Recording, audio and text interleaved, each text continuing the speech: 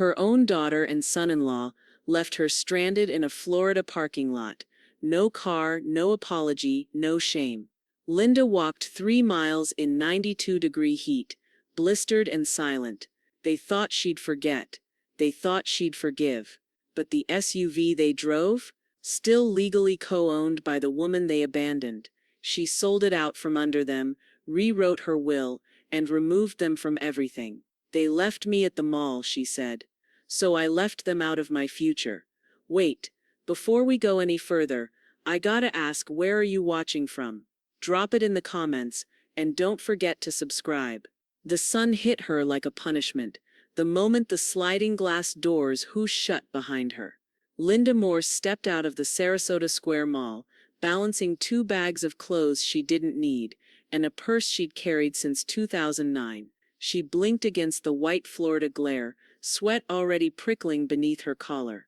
Rows of cars shimmered across the lot like melted candy bars, but their navy blue Chevy Traverse was gone. Not misplaced, not moved, gone. She stood there for a beat, thinking maybe they'd circled around, maybe there was a mix-up, maybe they were just pulling up. Her phone buzzed in her hand. "Renee, we thought you were in the store. Chad had to get home. You'll have to Uber." No apology. Not even a question about whether she was okay. Linda looked down the long stretch of asphalt. No Uber app, no wallet fat enough for a cab. Just a purse, a half-full bottle of water, and the dull heat crawling into her bones. She walked. The bags banged against her leg with each step. The weight of them wasn't much.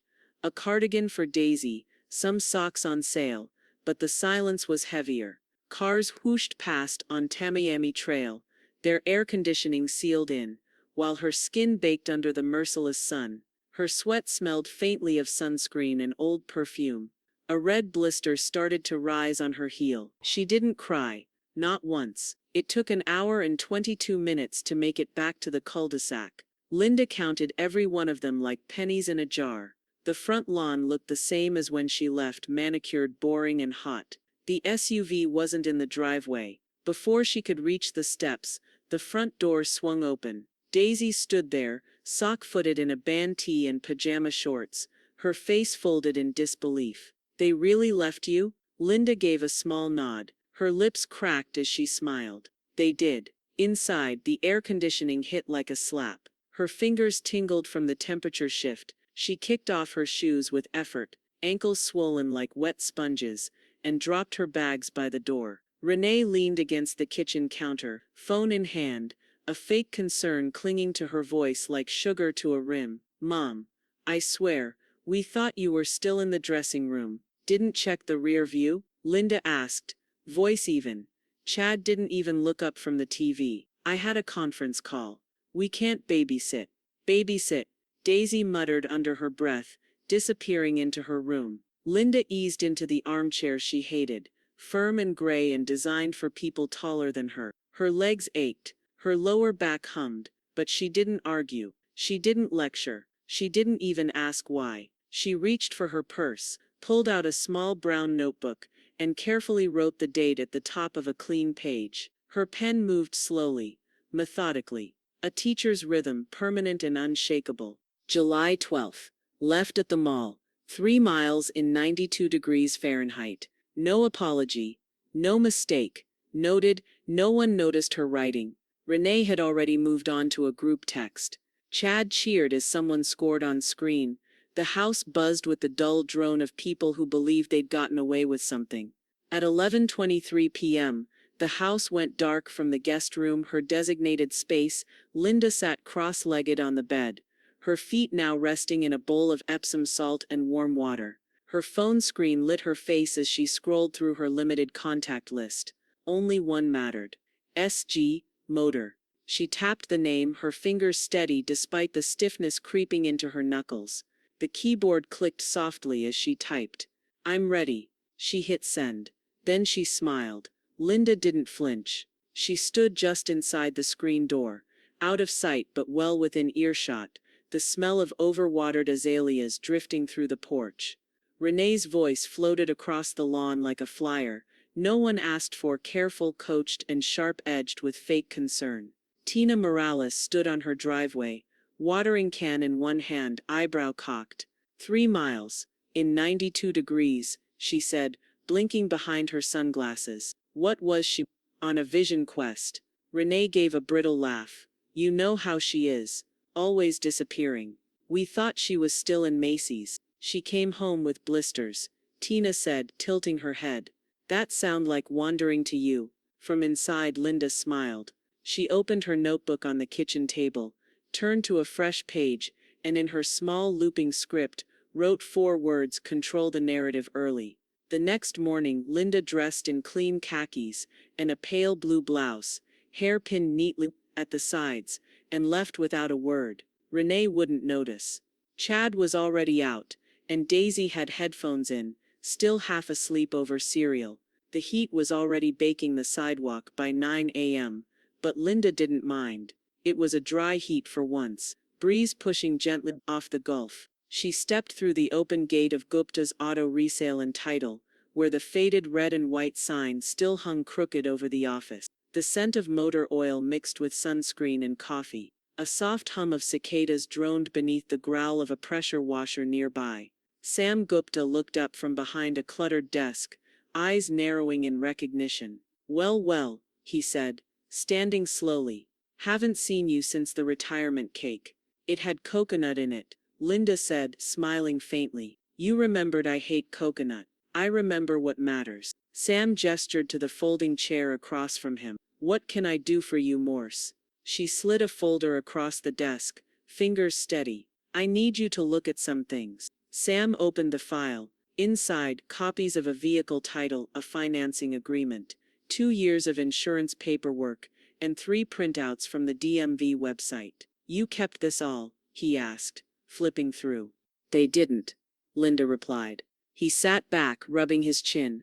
Chevy Traverse. Still under joint ownership? No, she said, tapping the document. I co-signed, but they never refinanced. His eyes danced between lines, brows drawing together. They're still paying the note under your credit. Linda nodded. Sam whistled low. I've seen that look before, he said, eyes narrowing. Let me guess. They think you're weak, quiet, like you'll disappear when told. Something like that. He leaned forward, tapping the folder. This is leverage, Linda. Not just paper. This is registration, coverage, lien holder authority. You know what this means. I have my suspicions, she said softly. They think it's theirs, Sam said, grinning now. But the car's still dancing with your name. One move from you and it's out from under them like a rug. Linda didn't smile, but her fingers curled slightly in her lap. You tell me how far you want to go, Sam said, standing and walking over to a whiteboard. Because legally you have more power over their car than they do. The door handle stuck for a moment, heat-warped plastic resisting her grip. Linda tugged once, twice, then harder before it gave with a groan. The SUV's interior hit her like stale breath, fried food, body spray, and old receipts. She ducked in, climbing into the back seat like she was entering a storage unit no one cared to clean. Nobody said a word. Renee sat in the front, scrolling mindlessly on her phone, nails tapping against the screen. Chad tapped the steering wheel, jaw tight. Daisy, sandwiched in the middle row, gave a half smile that didn't quite reach her eyes. The SUV pulled out of the Olive Garden parking lot, tires crunching over gravel. Linda shifted in her seat, brushing aside a crumpled hoodie and a crushed styrofoam cup. Something sharp pressed against her hip, an empty fry container wedged in the seatbelt buckle. 2 water bottles rolled like marbles on the floor, clinking as they hit her heels. Close the damn door, Chad barked, glancing at the dashboard. You're gonna kill the battery. The door had already clicked shut. Linda said nothing, just smoothed the skirt over her lap, hands resting on her purse like folded wings. From the front, Daisy's voice slipped out, soft and razor thin. You could say thank you. Silence. Linda leaned slightly to the right, angling her eyes forward. There it was, clear as day through the glare on the windshield, the 17-digit VIN etched into the metal plate on the dashboard. She read it once, then again, quietly mouthing the numbers. Her lips barely moved. Chad fiddled with the radio, blasting an ad for a tile warehouse grand opening. Linda kept her eyes on that number, until it sank in like a tattoo. The engine growled beneath her feet, vibrating through the soles of her shoes, and for the first time, she wasn't just riding in their car. She was mapping a route. When they pulled into the driveway, no one moved for a beat. The car idled. Renee finally sighed and got out, still on her phone. Chad grumbled about traffic as he stepped into the garage. Daisy lingered long enough to glance back at her grandma. "You okay?" she whispered. Linda smiled, small and steady. "Better every day." Later that night, in her room, the VIN went into her notebook, carefully written in pen beneath a header that simply read Chevy Traverse. She added the date, the color, and a note. "License plate partially obscured. Clean it before Sam checks." The next morning, she walked the half-mile to Gupta's Auto Resale and Title, the Florida air clinging to her blouse like a wet paper towel. Sam was waiting on the lot, hands in his pockets, staring at a line of used sedans. When he saw her, he motioned her toward the back office. "Tell me you brought it," he said. Linda pulled the folded paper from her purse and handed it over. Sam unfolded it slowly, squinting at the VIN. "Let's see where this rabbit leads." He typed it into his computer, keys clacking beneath his fingers, and then paused. "Well now," he said, leaning back in his chair, a slow grin spreading across his face. "What is it?" she asked. Voice even. Sam turned the screen toward her. "Purchased 5 years ago," he said. "Financed under a joint line of credit. Primary borrower, Chad Danvers. Co-signer, Linda Morse." Linda stared at the screen, the confirmation as crisp as a bell. Sam chuckled low in his throat. "They're driving around in a car that legally needs your signature to stay theirs." The pile had been growing like mold. A week's worth of unopened mail sat stacked at the edge of the kitchen counter, pressed up against an empty cereal box and half a canister of protein powder. Most of it was weather-warped, from being pulled late from the mailbox. Insurance notices, registration updates, a bank envelope thick with ominous weight.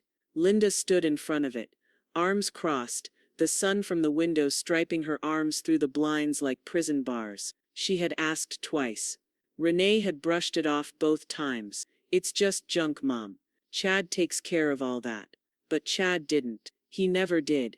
With the house empty, Renee at yoga, Chad golfing, Daisy still at school, Linda laid the pile flat, sliding each envelope free with surgical precision. She didn't tear. She didn't rush. The smell of stale envelope glue and cheap cologne clung to the paperwork. She set the toaster aside and pulled her laptop closer. The scanner clicked to life, the slow mechanical zid-zid-zid of each page, sliding through, echoing louder than it should have in the silent house. Insurance declarations. A refinance attempt that failed. The original co-signer contract, her name bold and legal under a second-hand Chevy logo. She uploaded them one by one to Sam's secure link, the green checkmarks lining up like soldiers ready for inspection. Junk mail, she thought. They never even read what might burn them down. The front door opened without warning. "What are you doing?" Renee's voice sliced the air. Linda didn't stop scanning. "Sorting what belongs to me." Renee stepped into the kitchen, face tight with fake calm. "That's our stuff, Mom. You don't just go through other people's mail." "I signed for it," Linda said evenly. "You would have seen that if you'd opened anything." Renee's eyes narrowed. "You're overstepping." "I'm correcting." The tone between them was brittle now, like glass under pressure. Chad entered behind her, slamming the door too hard for the weather. "What's this about going through our files?" "They aren't your files," Linda said, keeping her back to them. "They're mine. I'm on the loan. The title. The paper says so." He scoffed. "You're acting like you own the damn car." Linda turned, calm but unflinching. "According to the bank, I do." The silence that followed wasn't peaceful. It vibrated with held-back rage. Chad stepped forward, but Daisy's voice cut through from the stairwell. "Mom?" she called. "This one's addressed to Grandma." Linda looked over.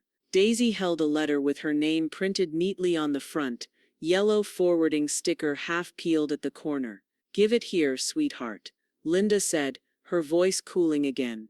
Renee's cheeks flushed deep. Daisy, that's not your place. Neither is leaving someone at the mall, Daisy said, walking down the stairs. Linda took the envelope, slid her finger under the seal, and pulled out a notice from the DMV. Title update available. Co-signer listed. Rights unresolved. She folded it in half and tucked it under her arm. Outside, Tina stood on her porch, watering the hanging fern basket like always. Her phone was tilted in her hand, not lifted, not recording, just watching.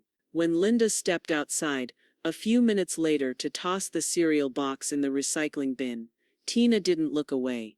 Need a witness for something? Tina asked, eyes twinkling behind tinted glasses. Not yet, Linda said, but keep your phone charged. She went back inside, just as her cell buzzed on the counter. Sam Gupta. She answered on the second ring. Linda, Sam said, voice low but laced with promise. I ran everything you sent, and, you want this titled in your name only, he said. We can make that happen. The pen felt heavier than it should have. Cool metal, weighty with implication. Linda stared down at the final line of the release agreement, the one Sam had highlighted in neat yellow.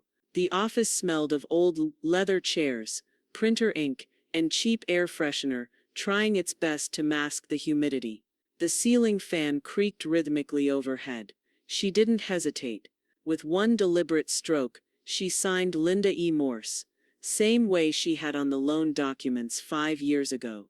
Only now, the weight behind the name was hers again. Sam tapped the paper twice with satisfaction. Loans still in your name, but now the title is too. You just went from co-signer to sole owner. He opened a drawer and pulled out a manila envelope. I'll file the title transfer this afternoon. They won't get a notice for a few days unless you'd like to speed that up. Linda gave a small, sharp smile. Mail a copy to me. But not here. Sam raised an eyebrow. Somewhere safe. Tina Morales' place, she said. Front porch is always under camera. Sam chuckled and scribbled down the address. You're playing chess now, huh?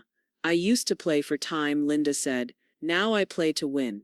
Outside, the SUV sat parked beneath the overhang behind the office, shaded and silent. Sam had already moved it after Linda handed him the second key, the one she'd quietly pocketed from the junk drawer last week, while Renee complained about grocery prices.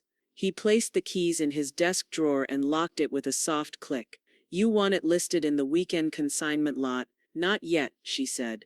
Let it rest. Let them panic. Later that evening, Linda stood in the kitchen of her daughter's house, peeling carrots with a dull blade, while the television blared from the living room. Chad was watching one of those courtroom reality shows, legs sprawled across the ottoman like he owned the county. Renee entered behind her, flipping through a stack of envelopes she finally decided to acknowledge. Her voice was casual, but her eyes scanned like radar.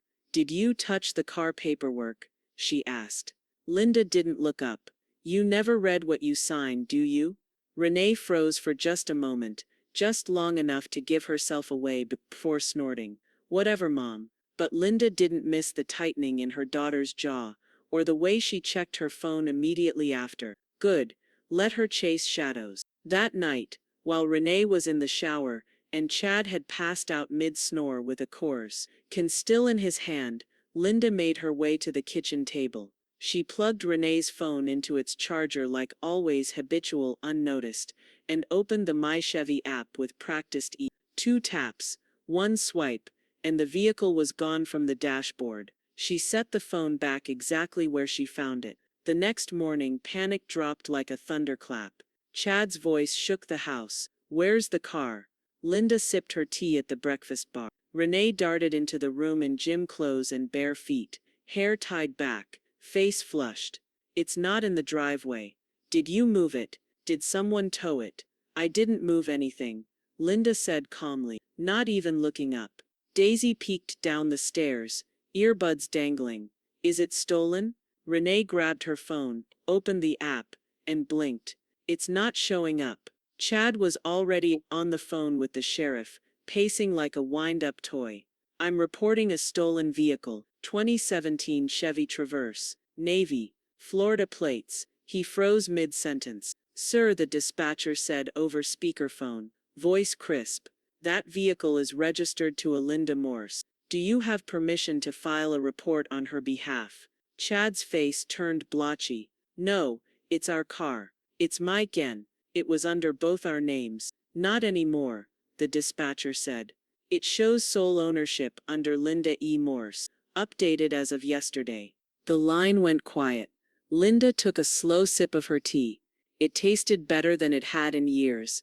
The junk drawer coughed when it opened rusted scissors, expired coupons, half a roll of Scotch tape, and two crusty ketchup packets rolling around like forgotten coins. Linda pushed aside a wad of rubber bands and found what she was looking for, the extra key fob to the Chevy Traverse, still in the little dealership zip bag. No label, no tag. Forgotten. She turned her head to listen. The house was quiet, just the low hum of the fridge and the occasional distant thump of Daisy upstairs. Renee and Chad were out.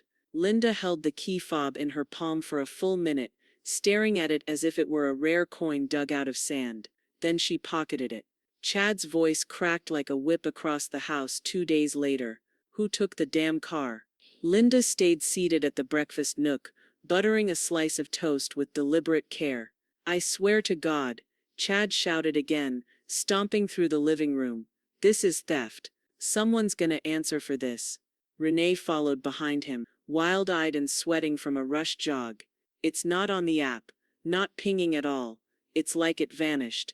Did you park it somewhere else? Linda asked, without turning. You know we didn't. Renee snapped. Where is it? I wouldn't know, Linda replied, voice even, but I'd check with the DMV before screaming about theft. People get embarrassed that way. Chad's eyes narrowed, blood rising to his temples. You think this is funny?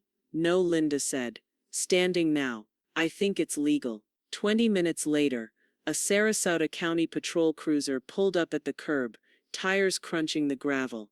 The sheriff's deputy stepped out, clipboard tucked under one arm, aviators reflecting the entire cul-de-sac. Mr. Danvers, he asked. Chad rushed out, waving his phone. Yes. The car's gone. It's been stolen.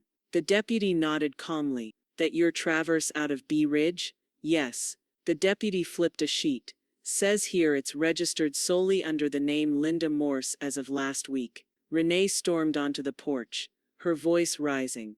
That's my mother. She doesn't have a license to do this. The deputy adjusted his sunglasses. Actually, ma'am, she has a title. Current, clean and notarized. Linda stepped out onto the porch, arms folded, face unreadable.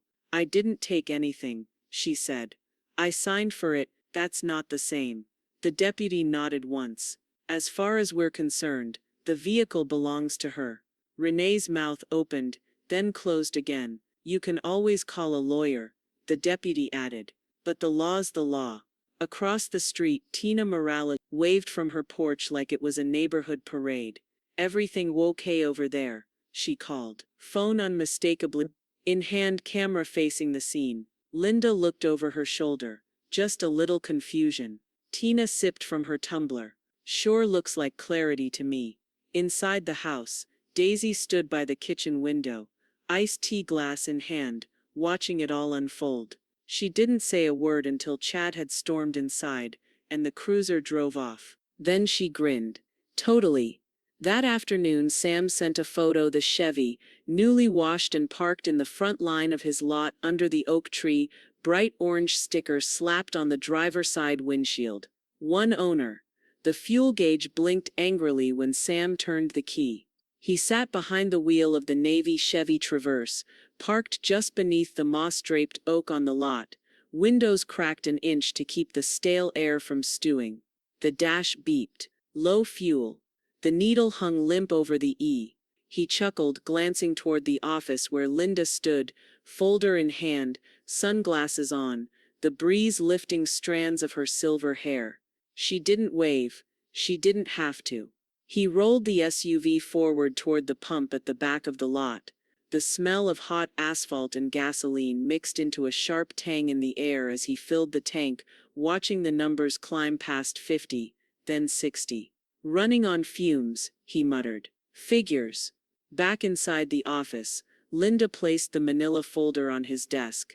It thudded with the satisfying weight of someone who kept everything. Sam opened it and whistled low. Oil changes every 5,000. Tire rotation receipts. Even windshield wiper blades, he said, flipping through. I don't like waste, she replied, eyes scanning the lot. Even if they did. Your name's nowhere on the maintenance logs. They used my credit. I kept the records. Sam smiled. Well, now it's yours in name and in spirit. He opened the center console and tucked the folder inside. You're going to get full value out of this. No, Linda said. I'm going to get what I'm owed. Back at the house, Renee's voice could be heard through the thin drywall as she paced the living room, her words sharp and performative. She's acting unstable, she said into her phone, speaker mode blaring, going through mail, hiding things, God knows what else. She's not thinking clearly. There was a pause. A laugh. Then no, we're not calling a lawyer yet. She'll come to her senses. Upstairs, Daisy held her phone just beneath the stair railing, camera pointed down. She didn't speak, didn't move. She just recorded. Linda watched the clip that evening in Tina's kitchen, her glasses perched low on her nose, Tina stirring a pot of gumbo behind her. They think you've already died, Tina said, setting down the ladle. They're grieving the wrong thing, Linda replied. That's where they screwed up. She tapped her phone, saving the recording into a protected folder on her encrypted drive. The next morning, the sun cut across the pavement of Sam's lot like a blade. Linda stood beneath the overhang as a low-slung silver pickup pulled in, two men inside, both in polos and scuffed boots. They didn't get out right away. One leaned forward, studying the traverse like it was prey. Then he stepped out, cracked a grin and nodded. Looks better in person, he said. Sam extended a hand. Louis. Appreciate you coming up from Miami. Louis nodded. Been looking for a solid work vehicle. Tired of Craigslist. The two men circled the SUV, popping the hood, checking the tires. Linda didn't speak, just watched with quiet intensity. You the seller? Louis asked finally. Sam answered before she could. She's the owner. Louis tilted his head. Got a clean title? Sam grinned. Cleaner than most divorces. The two brothers conferred quietly in Spanish, then turned back. Cash, Louis said. We'll do it today. Sam looked to Linda. She'll think about it. The sun was high and savage when the silver truck pulled back into the lot, dust curling from its tires like smoke from a slow fuse. Linda stood in the shadow of the overhang, arms crossed, face unreadable. She recognized the driver instantly. Luis from Miami. His brother climbed out behind him this time, taller and younger, with sleeves rolled up and work boots caked in dried mulch. They were both tan, sun-worn and focused. Men who made things grow. Men who didn't need to be told twice. Sam stepped out of the office, wiping his hands on a rag. Welcome back. Luis nodded once. All business now. Still available? Linda spoke before Sam could. That depends. You still planning to lowball me? The younger brother grinned. Luis shrugged. We brought the checkbook. No games. They circled the SUV like hawks, popping the hood, checking the belts, running hands along the panels. The engine was still warm from Sam's morning tune-up. The air smelled of wax and hot rubber. It gleamed under the Florida sun, freshly detailed, the one owner sticker still proud in the windshield. Seats fold flat? The younger one asked, crouching to check. Every row, Linda replied. And I had the shocks replaced last year. Paperwork's inside. Luis gave a nod of approval. We're hauling gear, he said. We don't baby vehicles, we just need them to survive. Linda met his eyes. Then you're looking at the right one. But I want more than market. Luis raised a brow. You serious? Sam coughed. She's very serious. CarMax quoted me 12. Linda said evenly. You want it today? 14.5. That's above retail. Luis muttered. You're not buying a car. She replied.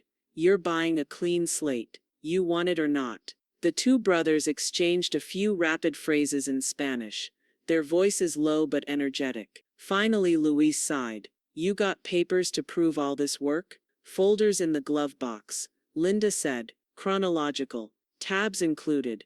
Sam smirked. She's ruthless.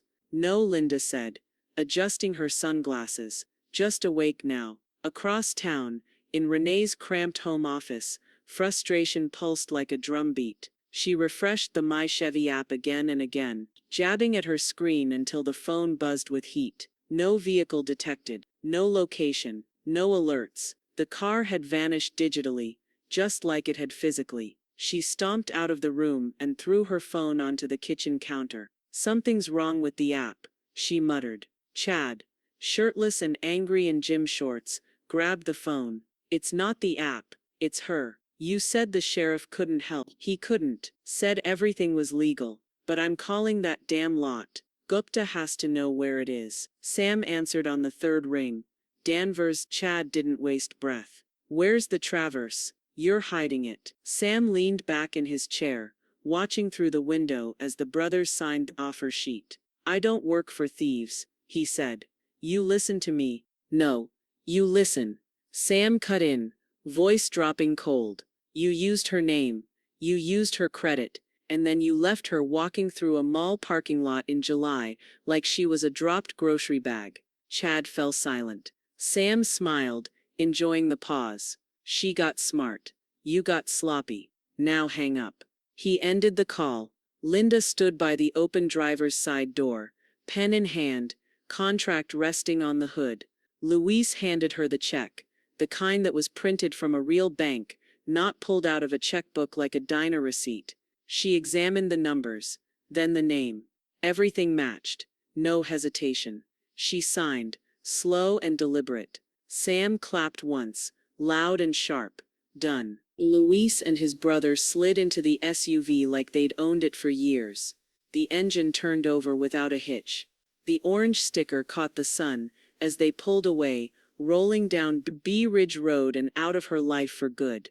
Linda stood still, the breeze lifting the hem of her blouse as the exhaust faded into the distance. The bank teller looked over the counter, her smile pleasant but professional.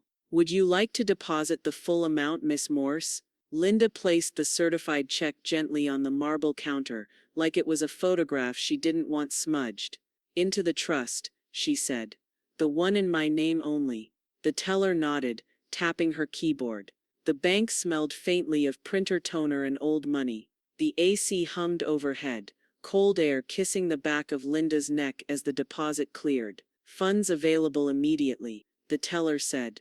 Good, Linda replied, sliding her ID back into her wallet. That's how I like things. Back at Gupta's auto resale, Sam walked into his office, with the kind of grin only someone who'd outmaneuvered people with too much entitlement could wear. He sat at his desk, the DMV site already pulled up, and started typing. The VIN, the bill of sale, the release. He clicked submit with a flourish. Everything filed, everything legal, everything final. He even printed a backup set, just in case someone decided to test Florida statute law in a fit of denial. That denial came 20 minutes later. Renee's scream tore through the house like a siren, bouncing off every bland beige wall in the living room. What is this? Linda didn't flinch. She was seated at the dining table, cross-stitching a sunflower with slow, careful loops. Chad rushed in, half-dressed and already sweating. What now?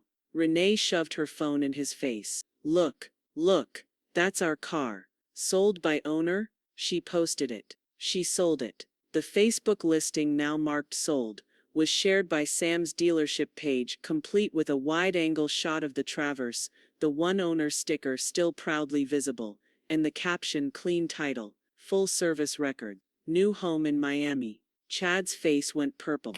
She can't do that. That's our car. No, came Linda's voice, quiet but sharp enough to cut the air. It was mine. You just borrowed it while pretending otherwise. Renee dropped her phone onto the couch, mouth opening and closing like a dying fish.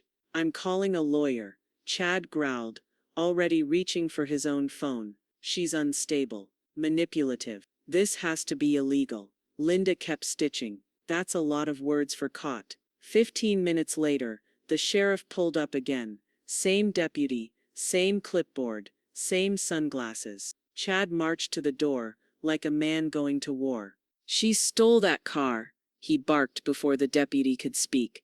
She forged something. She hid documents. She's out of her mind. Sir, the deputy cut in, flipping his notes.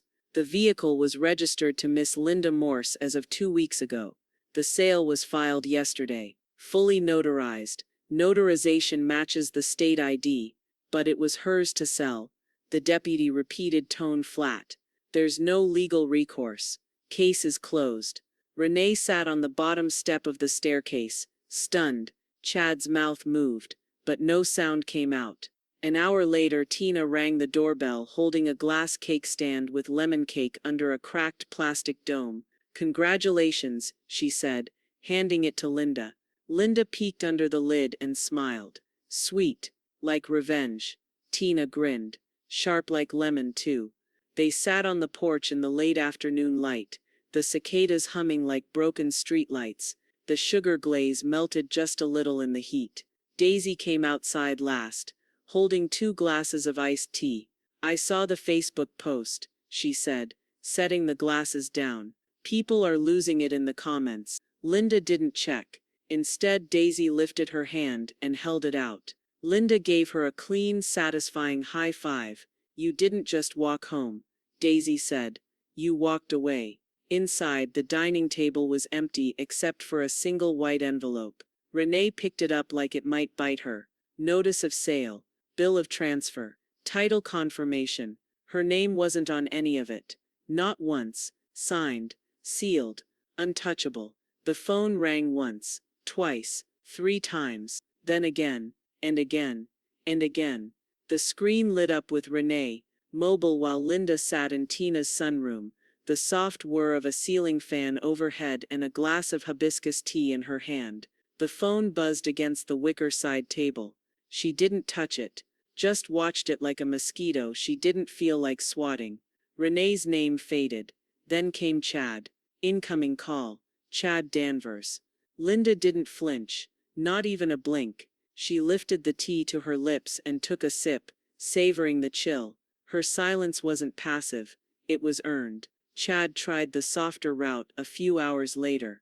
A text. We can talk about this. Let's be civil. Linda typed back just 6 words. We're done. Keep it that way. She muted the thread and let it vanish into the archive. Tina was on the front porch, tablet in her lap, and oversized sunglasses perched on her nose, when she posted the meme. White background, black bold text, no frills. Don't bite the hand that fed you, especially if she has the title. She didn't tag anyone, didn't mention names, didn't need to. Linda saw it 15 minutes later and smiled, subtle like a knife with no reflection. That night, Linda sat at the kitchen table with Daisy. A notepad lay between them, next to a laptop and 2 phones, one old, one new. You really want to change numbers? Daisy asked, eyebrow raised. Linda nodded. Tired of being reachable by people I no longer owe anything to, Daisy grinned. You're scary now. I'm free now, Linda corrected. They filled out the carrier form together, updated Linda's contact list, and pressed the final submit button. The old number would be disconnected by morning. By the next sunrise, every call from Renee and Chad dropped into digital purgatory. Sam's call came around noon. Everything's locked, he said. The trust is active. It owns the account, the deposited funds and the car sales fully documented. No contest possible. And if they try, they'd lose fast. Linda stood at the kitchen window, staring out over Tina's yard, a lush patch of green with crepe myrtles swaying in the breeze and a wind chime barely ringing above the porch swing. For the first time in a long while, the silence felt like her own. Thank you, Sam. I don't say this often, he replied, but I'm proud of you, Morse. She hung up, her fingers resting on the cool window frame. Later that day, Linda updated her social media profile with Daisy's help. New number, new privacy settings, new tagline, living peacefully. 2 words. Total clarity. Daisy scrolled through the feed. You want to block them too? No, Linda said. Let them look. That's the real punishment. Renee couldn't take it anymore. She stood in the sheriff's office wearing overpriced sunglasses and the same tone she used with supermarket cashiers. She forged the paperwork, Renee said. That car wasn't hers. She's confused. She's, older. I'm worried about her state of mind. The deputy listened with a blank stare, nodding once before holding up a finger. Wait here. He returned with a folder thick, official, stapled in all the right places. He opened it in front of her. Ma'am, he began, this is the full audit trail of the sale. Ownership was transferred lawfully. Title was updated through the DMV with 2 verifications, notarized with state ID, and the vehicle was sold under her name after all liens were cleared.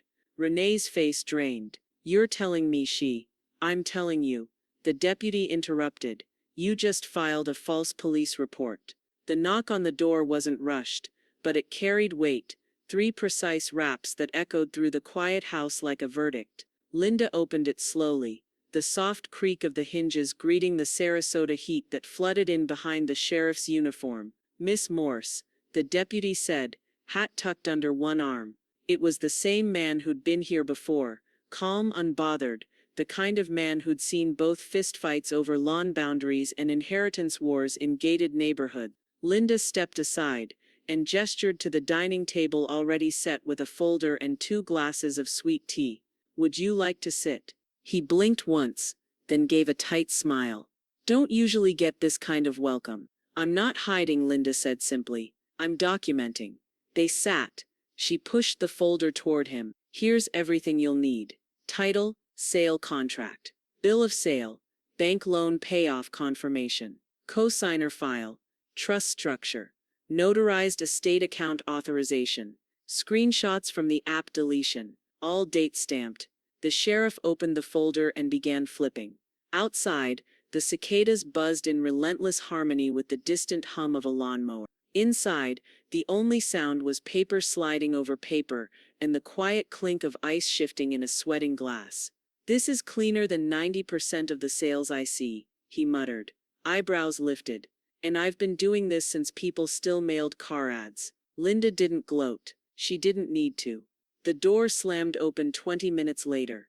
Renee burst in like she owned the oxygen in the room, voice shrill and pointed. She manipulated us. She twisted everything. Chad was right behind her, red-faced, lips pressed into a thin line.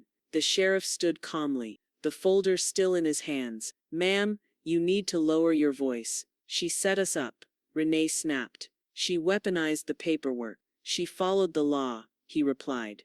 You filed a criminal complaint alleging theft of a vehicle that legally and publicly belonged to her. She used our address, our driveway. She used her name, the deputy corrected. Renee's face flushed deeper. You don't understand. He held up a hand. You abandoned her at a shopping mall. Silence fell like a guillotine. Chad shifted his stance but said nothing. The sheriff turned back to Linda. I assume you kept the message history. She opened her phone, tapped once, and handed it to him. Renee's text lit the screen. We thought you were still in the store. Chad had to get home. The deputy nodded and set the phone down without a word. From the hallway, Daisy stepped into view, holding her own phone. Want to see the walk? Everyone turned. What walk? Renee asked sharply. Daisy pulled up a video, tapped play, and turned the screen outward. It showed Linda, small and sunbaked, carrying shopping bags in one hand and a water bottle in the other, walking slowly down the shoulder of Tamayami Trail. The timestamp, July 12, 2:47 p.m. I recorded it when I got off the bus, Daisy said softly. I didn't think anyone would believe her. Renee opened her mouth. No sound came out. The sheriff turned to Chad and Renee, his voice firm now. You filed a knowingly false police report. That's a misdemeanor in this county. One I'm choosing for now, not to pursue criminally. But this is your warning. File anything else against her, and you'd better come armed with facts, not entitlement. Chad muttered something under his breath. Renee stood frozen, her arms crossed, lips trembling. Linda rose from her chair, calm and steady. Anything else you need, officer? He stood too, tipped his head in respect. You did everything right, Miss Morse. You're clear. They're not. He walked to the door and opened it himself. Have a good afternoon, he added, stepping out into the sunlight. The garage was louder now that it was empty. Every creak of the aluminum door, every hollow drip from the leaky water heater, echoed like it had something to say. 3 days without the Chevy, and it sounded like a punishment, an echo chamber of entitlement, stripped bare. Renee stood in the doorway on the third morning, arms folded, coffee untouched in her hand, staring at the rectangle of dusty concrete like it had betrayed her. Behind her, Chad paced barefoot in gym shorts, swiping through his phone like a man searching for lifeboats. No one's answering, he muttered. All my usual rentals are booked. People are out for Labor Day weekend. Renee didn't answer. She didn't want to admit that this was what helpless felt like. Later that afternoon, he called in a favor and got a friend's old Saturn, gray dented and missing a hubcap. He parked it in the garage with the driver's side door touching the wall so no one could see it from the street. But Tina saw. She was watering her garden when the car pulled in, sunglasses on, lips pursed like she was tasting something sour.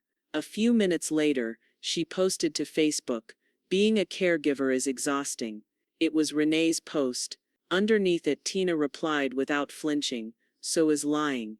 At Linda's house, now her own house again, both in deed and energy, cheesecake rested on the center of the table, slightly chilled, the scent of vanilla and lemon rind curling into the warm afternoon air. Daisy balanced 3 glasses of iced tea in her hands, condensation running down her wrists, as she set them beside the plates. Tina leaned back in her chair, chuckling. Did you see her face when the deputy told her off? She looked like she just licked a battery. Linda sipped slowly.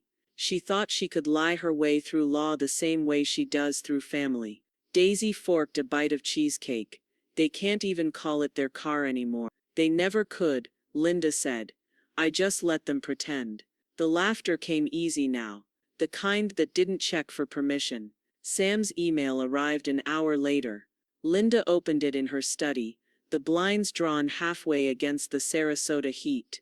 The document was clean. Final trust update, notarized, digitized, and locked behind encrypted access. Every cent from the car's sale was secured, protected under Linda's name, with Daisy listed as secondary trustee.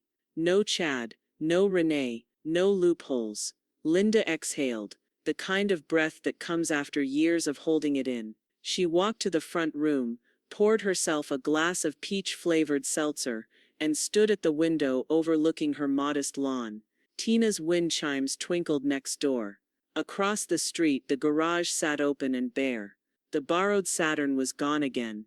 Chad scrambling somewhere. That car had been their escape route, their power play, their borrowed show of status, and now it was hers.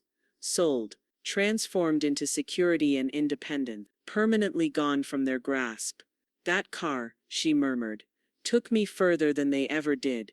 The next morning, the mail carrier dropped a certified envelope into Renee's box with the quiet finality of a judge's gavel.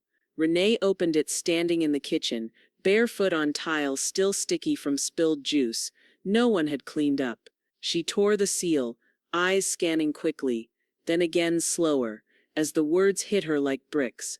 Notice of will revision, beneficiary update, removed, witnessed, notarized, and filed. She turned to Chad, voice cracking. She took us out of the will. Chad didn't even blink. You thought she wouldn't?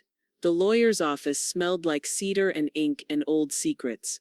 Linda sat perfectly still in the high-backed chair across from Sam's estate attorney, a trim man with a courtroom voice and the kind of pen that looked too expensive to lose. The air was thick with the quiet gravity of decisions no one could undo. Sam stood behind her, arms crossed, nodding occasionally. The folders on the table were neatly stacked. No fluff, no misdirection, just cold, clean finality. "Are you certain?"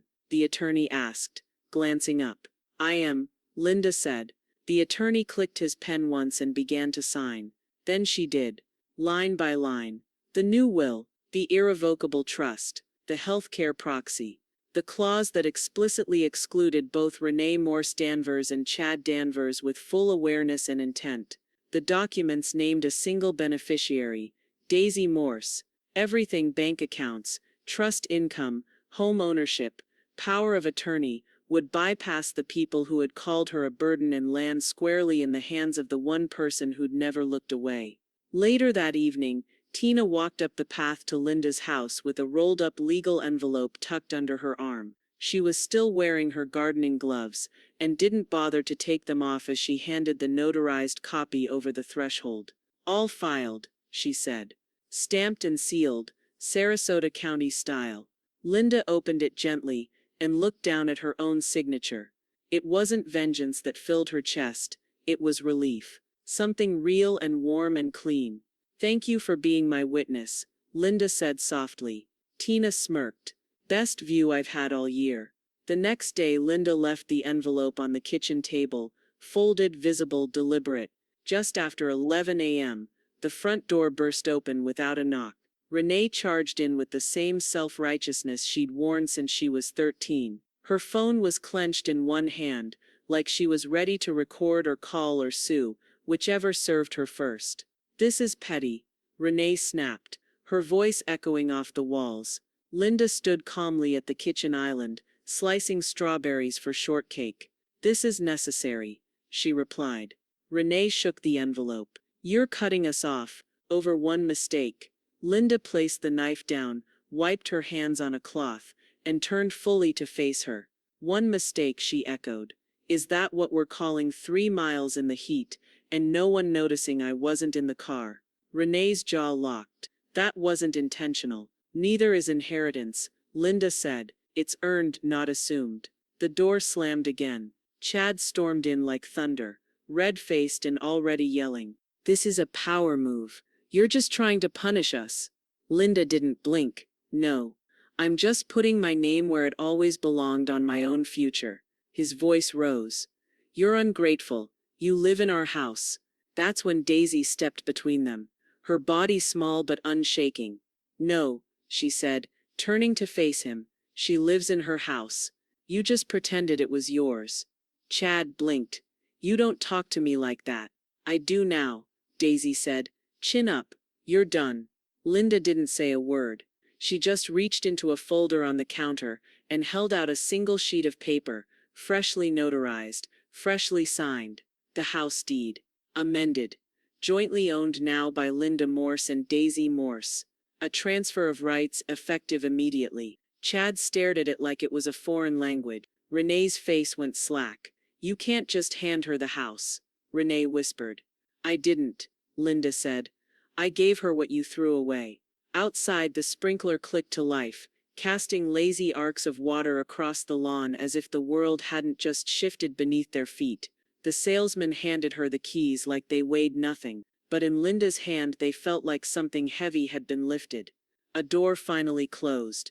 A wheel turned. The key fob was small and unassuming, but it was attached to something that was hers, completely irrevocably, with no strings pulling from behind the curtain. The hybrid sat on the edge of the dealership lot, modest and clean. Silver paint shimmered faintly under the Florida sun, its surface untouched by judgment or memory. It wasn't flashy. That wasn't the point. "Final paperwork's in the glove box," the salesman said. "You're all set, Miss Morse." Linda smiled, clicked the unlock button, and opened the driver's door. For the first time in a long time, she wasn't climbing in from the back. No more middle seats, no more muffled comments from the front row, no more being forgotten while parked at a curb.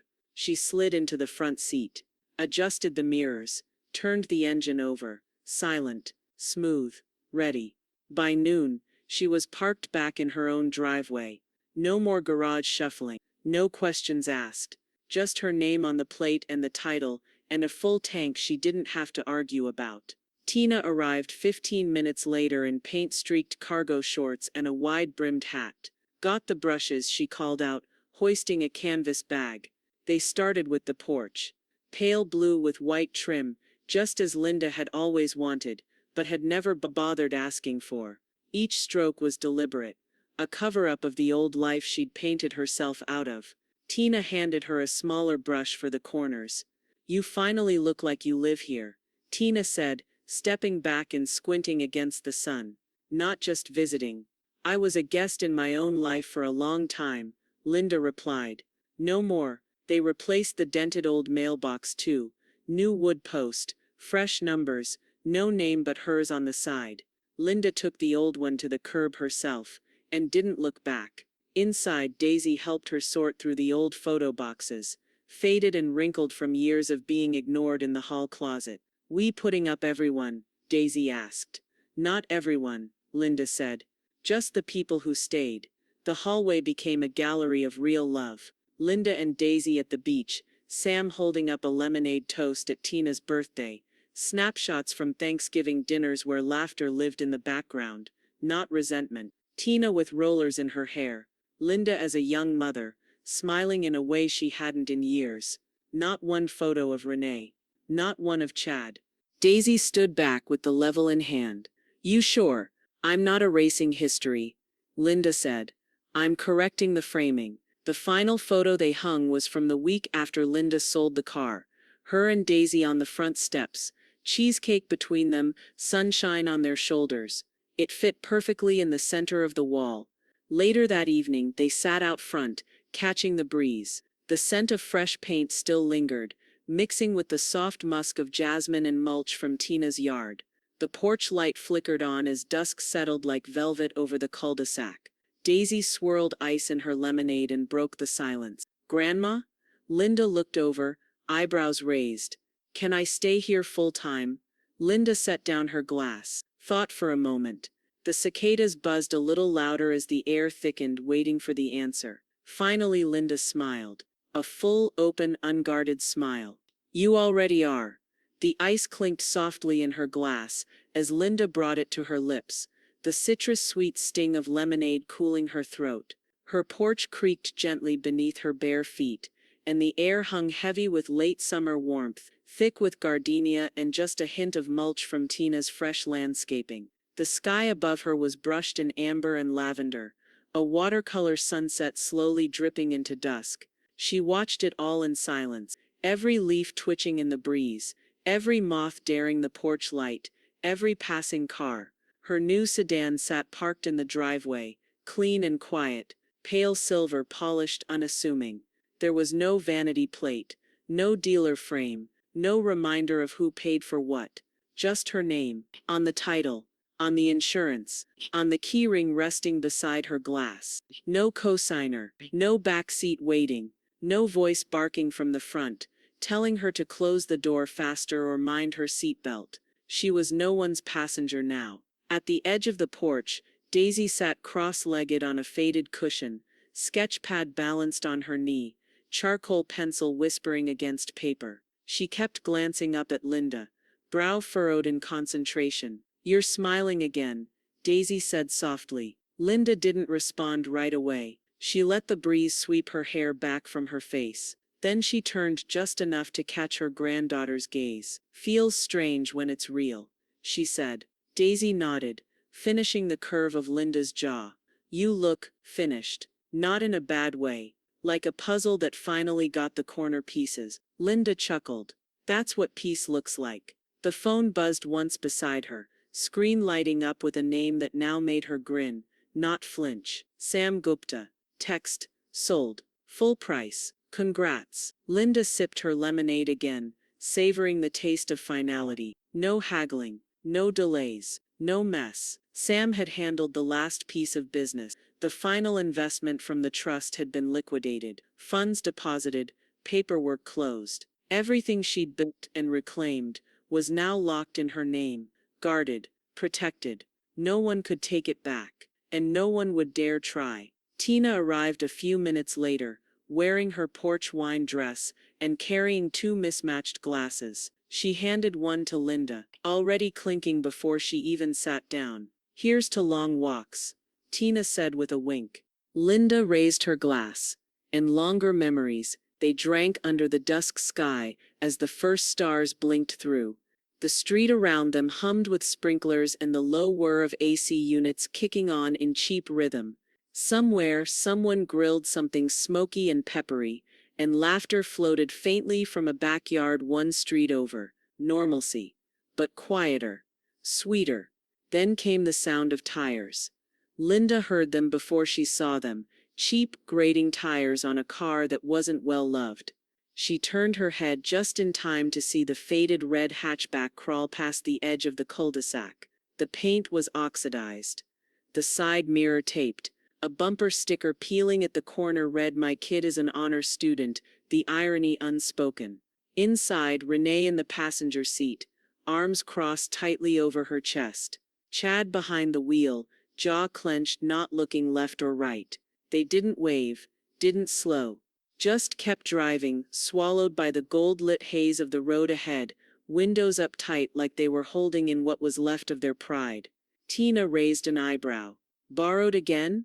Linda nodded once. "They'll return it. Just not what they lost." Neither woman said anything for a while. Daisy didn't look up from her sketch.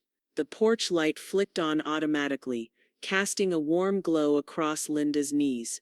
She stood slowly, glass in one hand, and looked out at the driveway.